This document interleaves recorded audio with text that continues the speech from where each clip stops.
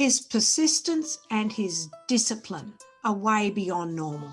But he had to be persistent and disciplined even when he was 7 and learning with me. And we're learning together. I'm not the teacher with all the knowledge filling him up. It's an exploration. What was critical for me in this component of Nicholas was that learning became so much fun and teaching became so much fun. I think part of his success is related to his failure. He's failed so poorly, it's made him achieve at higher levels. Hey everyone, this is Rod Cate and welcome to this week's episode of Rocket Motivation.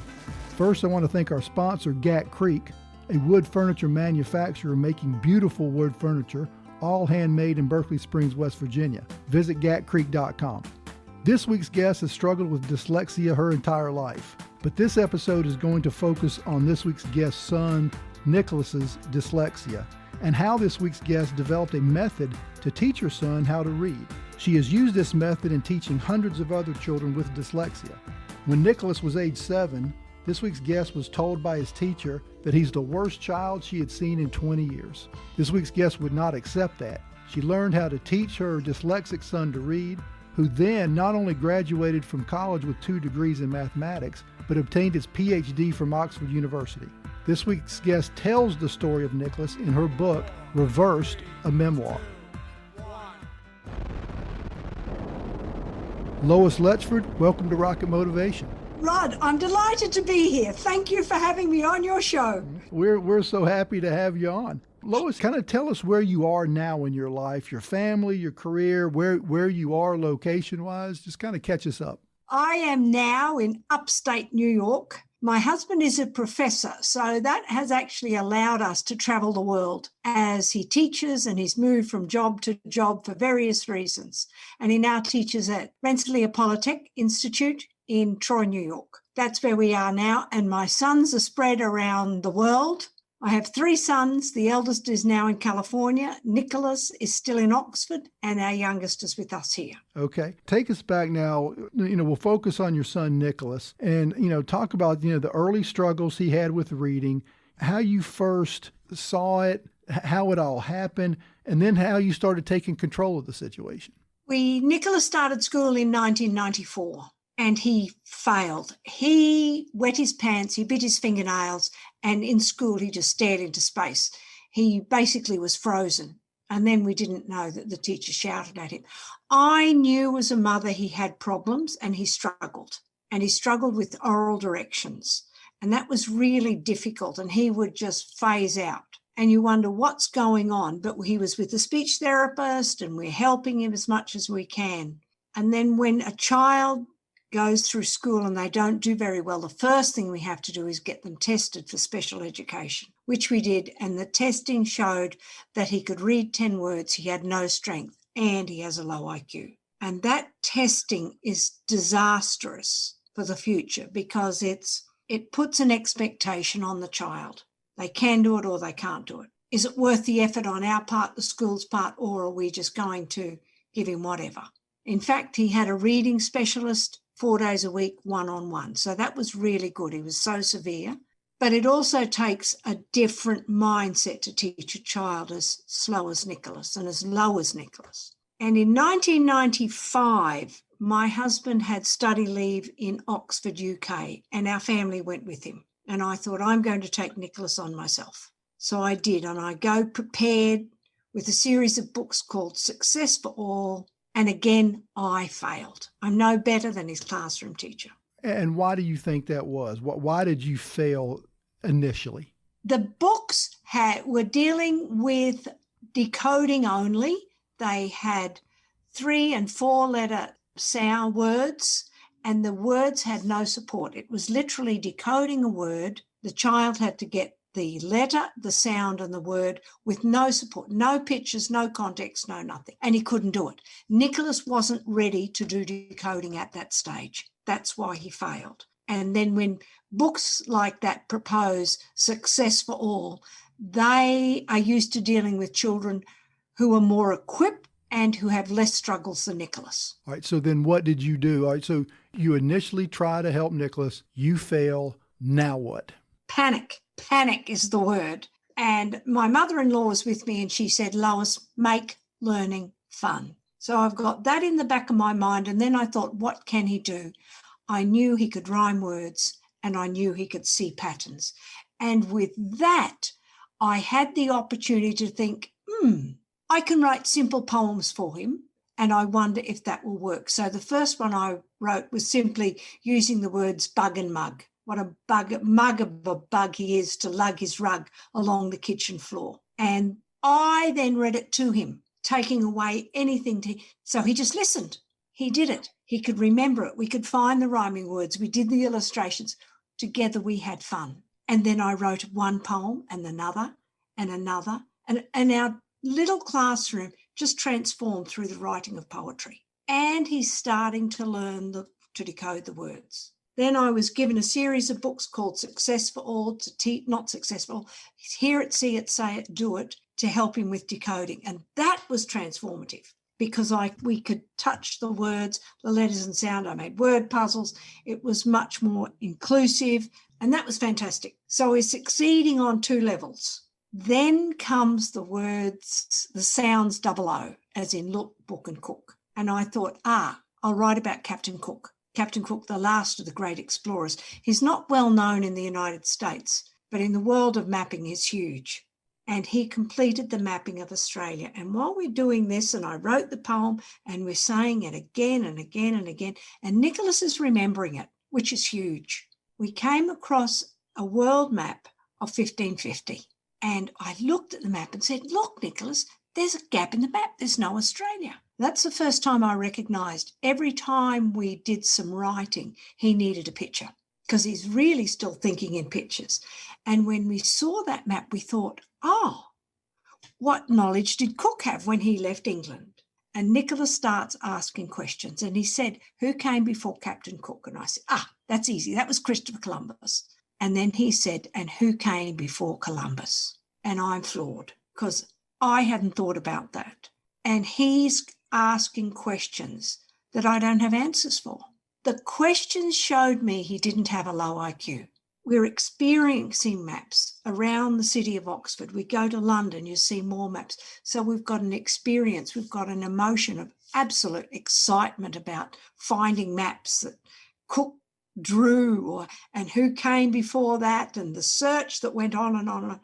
And that it was transformative. The curiosity that we tapped into to Nicholas was just astounding. Right. So you're getting the basics down on just words. You start with the rhyming, and then when he starts really interacting because he's of his curiosity, then you got something there. Yes. And we're learning together. I'm not the teacher with all the knowledge filling him up. It's an exploration. And what was important was if I read a book to Nicholas, I lost him. He would turn away, his head would go down and his eyes are on the floor and I would think, Lois, stop it. And I would have to go away, read that passage and turn it into a poem. That took a lot of work. And then I come back the next day and say, Nicholas, now I've got this poem for you. Then we can start discussing the learning because it was in doses. The poetry was in doses that he could take. A page of text was too hard for him to comprehend. What was critical for me in this component of Nicholas was that learning became so much fun and teaching became so much fun. And that was a part that often reading teachers don't see or do. And that's what really drove me. So when anything went wrong, I thought, well, how will I teach this? Think about it for quite a while. This is what I have to do. And then he's reading effectively. And it was only after we were reading effectively, we ended up in Lubbock, Texas from 1999 to 2007, from grade 4 to grade 12 for Nicholas. Right. And so as he's progressing through those years and especially through high school, so he is reading, but does he have to work harder than the average student at reading? Yes. And he's slower at reading. And guess what?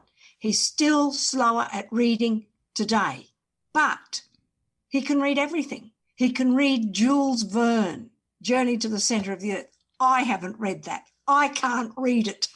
He can read any of his colleagues' PhD theses and correct it. So he can do things that I can't do. But he has to work at it. Yes, Okay. takes him longer. Right. I think it's a great lesson here. Somebody who, I mean, as smart as he is, and we'll get into that with all of his degrees, but he knows he has to work harder on the reading aspect of it. I mean, I think there's a translation there as to people that if you know you got something you got to work hard at, to be successful, you got to do it. You've got to do it. Persistence. His persistence and his discipline are way beyond normal, way beyond normal. But he had to be persistent and disciplined even when he was 7 and learning with me. He knew he had to do it.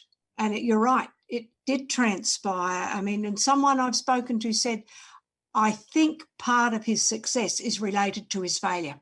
He's failed so poorly, it's made him achieve at higher levels. Right. I mean, you hear that all the time is the people that never fail at anything, you don't learn. You don't learn from anything. And so it's almost like you got to be very fortunate just to be successful the first time. It sounds like Nicholas, I mean, he's had plenty of opportunity for failure early on, and he has taken that and has really made something of himself. Yes. Right. Yes. So tell us about this. So when you guys get to Lubbock and Nicholas starts in high school, you start teaching other students with dyslexia. I did. Okay. How did that come about?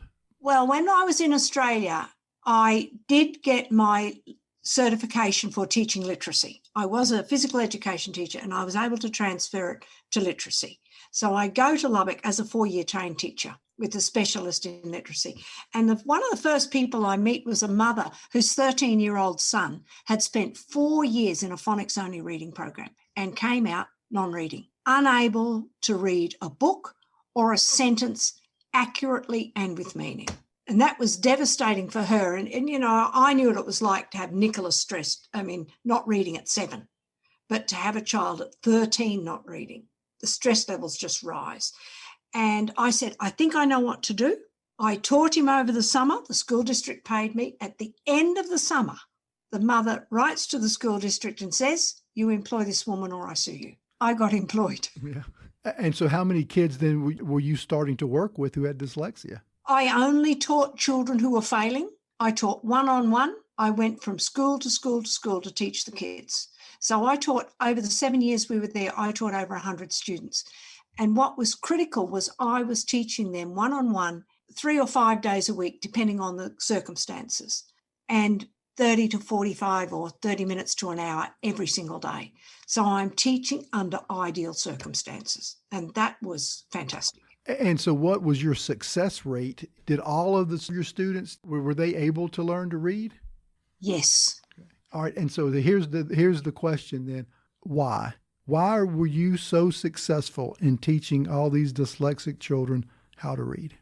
That's a good question. First up, I made everything student-centered. That was critical. Students, once they've been stuck in the classrooms and failed, they get stuck in reading programs. And reading programs for older children are only minimally successful because you're making guesses about what they have achieved and what they haven't achieved. And because my teaching started with Nicholas's acceptable label is 2nd percentile speech language impaired. If you know mathematics, that's 2 out of 100. To teach him, I had to get everything right. So when I take on other students, I'm like reteaching Nicholas. What do they have to do? What do they know? What don't they know? What do I as a teacher have to do? What do I have to change? They didn't get this right. They couldn't do that. I have to come in and think, what else do I have to do to teach them? And, there's big discussions about phonics and this and that and the other. I don't get into those discussions at all, because when you teach children who have failed, you've got to get everything right. It's not enough to say, just teach them to decode.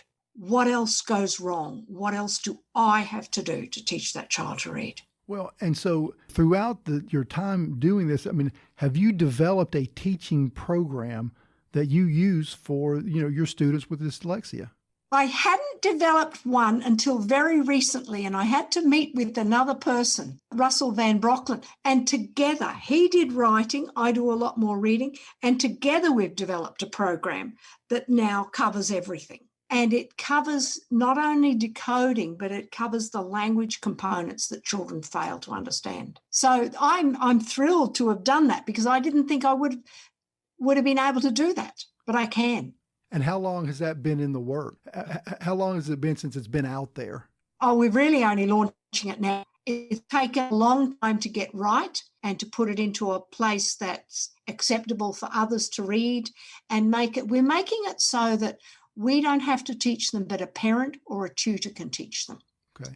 Oh, it's taken a long time for me to write and get it okay. Okay. But I guess in that program, though, you're taking what you've learned through your experiences. That's the program. That's the program. And, this is the whole deal, isn't it? Because I grew up reading words and not comprehending. And growing up dyslexic, the lack of practice that you get in school limits a whole lot of things. So you can read and not comprehend. You don't like reading. My writing was impacted. And then you get less practice at reading and less practice at writing. However, because I've specialised in teaching kids like my son Nicholas, I've ended up with this huge amount of knowledge.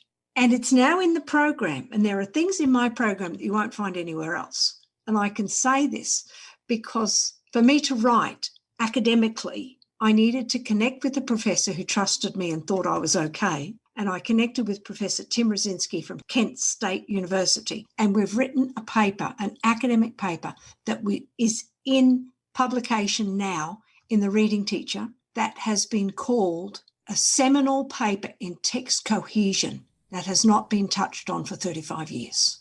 Tell the listeners, what is the Reading Teacher? The Reading Teacher is a teacher magazine put out by the International Literacy Association for teachers. And it takes the academic research and put it into language that teachers can follow. And it's often not huge studies like in the academic papers like the Journal of Learning Disabilities or the Journal of Reading Research. That's really high-level studies that, you really have to sit down and academic language. The Reading Teacher is a much more accessible journal magazine. Right. So it's easy for teachers to read. So it's coming out in that. So and I'll just go ahead and say it for you because you probably wouldn't. And so a seminal paper deals with dyslexia that comes out in the Reading Teacher. That's kind of a big deal, isn't it? It is a big deal. It's a huge deal for me. Okay. For someone who's dyslexic, who struggles with writing, you name the list, and to come out with the paper that people say, this is fantastic, moves me to tears. It's even one better than my book.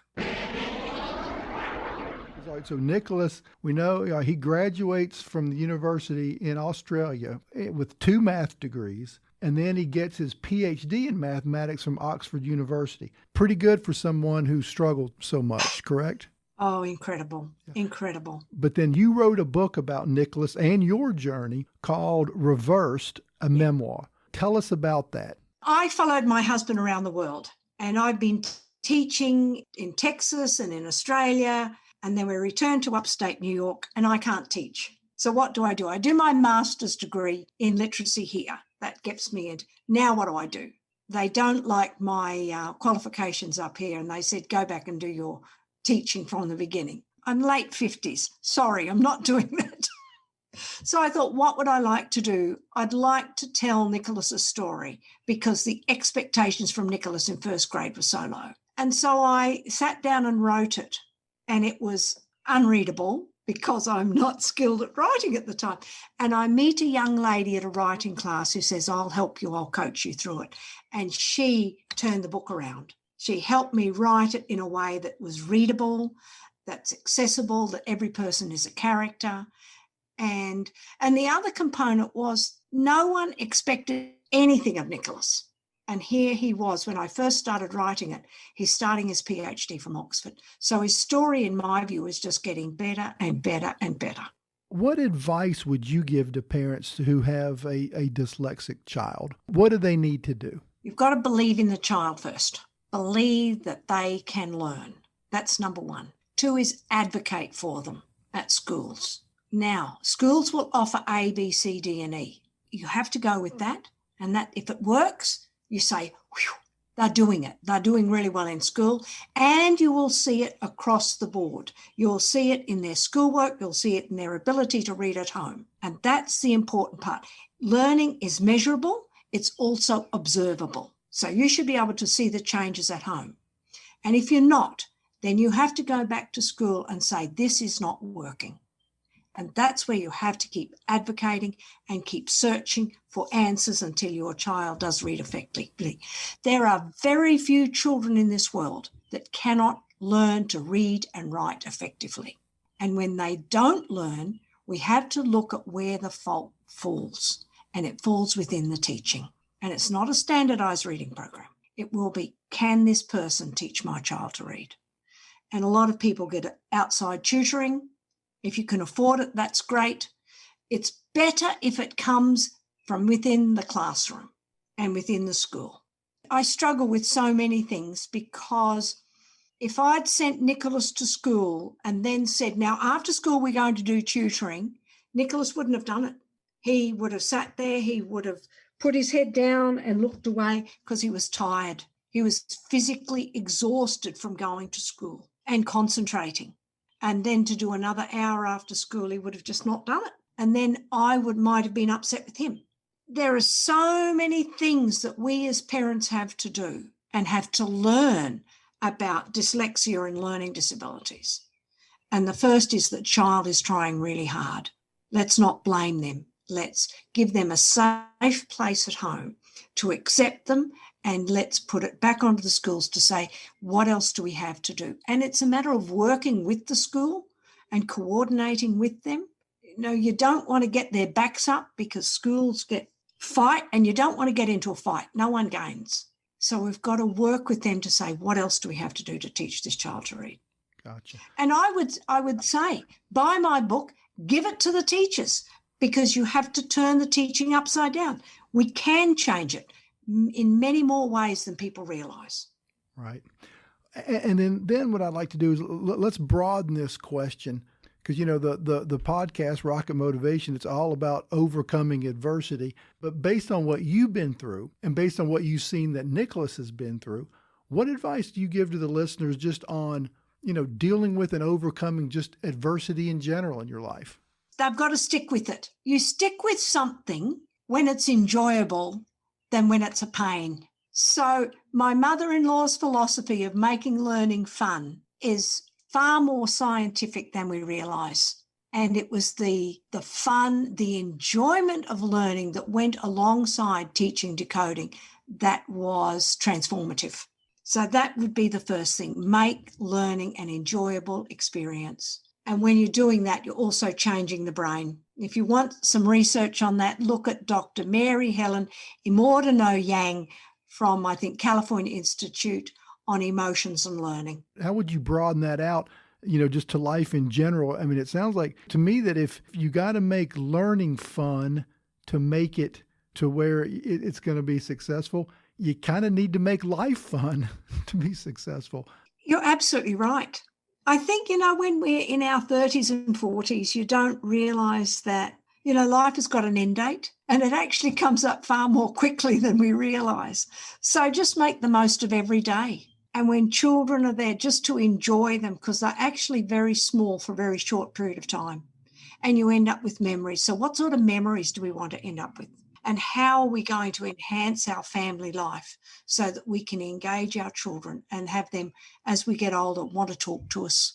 And that starts when our children are young. So every day, just enjoy your children. And today I was talking to Hilary Jacobs Hendel about learning and emotions, and her book and her work, It's Not Always Depression, is fantastic for helping parents connect with children, and just to create families and homes that are far more supportive of children. And based on everything you've been through and with your family and, just kind of stepping back from it, do you have a philosophy on life? What is your philosophy on life? Make the most of every moment you've got. My parents are 90, 98 and 96 nearly. And it's surprising. And I talk to my mother just to hear her voice. I can't have a conversation anymore, but just to enjoy what we've got and value the people around you. I look back on how I treated my children and how I wish I'd had done some things far more differently. And I wish I had more knowledge about how to to treat them and talk to them rather than pushing them aside and thinking I've got to do these other things are far more important, but just to give the children time, to give them time and take that time with them when they're young. Now, if someone wants to get in touch with you to learn about your course or how you teach, children with dyslexia, how can they do it? I've got a website. It's loisletchford.com. On my website, there's lots of little tabs coming up now. There's one called resources, and I have a lot of the resources. I do a lot of hands-on resources and a lot of things that you can download for free. And I've created them myself. Download them and use them with your children. So that's available. Now, if somebody wants to buy your book, Reversed, a memoir, how can they do it? It's available on Amazon. It's an audio version that's available on my website and on Amazon. So get either, but also read it, write a review, please. I really appreciate reviews. And I say thank you very, very much. If you've got a child who's struggling, download my material and come and ask me for some help. Ask for advice. This is what I do with all my guests. I give them the parting shot. I may not have asked you something that's important. There may be something on your mind that you want to say, just, in general. So now's the time. This is the floor is yours. Give us some great wisdom to leave the show with. When children struggle with learning to read, it's up to us to help them. It's not to blame the child. It's up to us. And we've got to get rid of the punishments and engage them in learning and put them at the center of learning. And so you have to go back to school and say, what else do we have to do to teach this child to read? As opposed to the child can't learn or what are they doing wrong? If they've got behavior issues, start looking at what's going on behind it. Believe in the child. Believe they're capable of doing anything. And Nicholas was given dreadful labels. So instead of seeing a child who's been called learning disabled, let's see that child as a future rocket scientist, and it will change the way we teach them. Well, Lois, I can't tell you how glad I am that we connected and you came on the show. It's been a pleasure. I mean, not only has it been fun to listen to your story, but very informative too. And I'm hoping that, that we can get this episode out to as many parents who are, dealing with children who are dyslexic, because I think this will help them a lot. Thanks so much for coming on. Thank you, Rod, and I look forward to reading your book. Okay. All right. Well, Lois, thanks so much, and we'll talk to you soon. Thank you.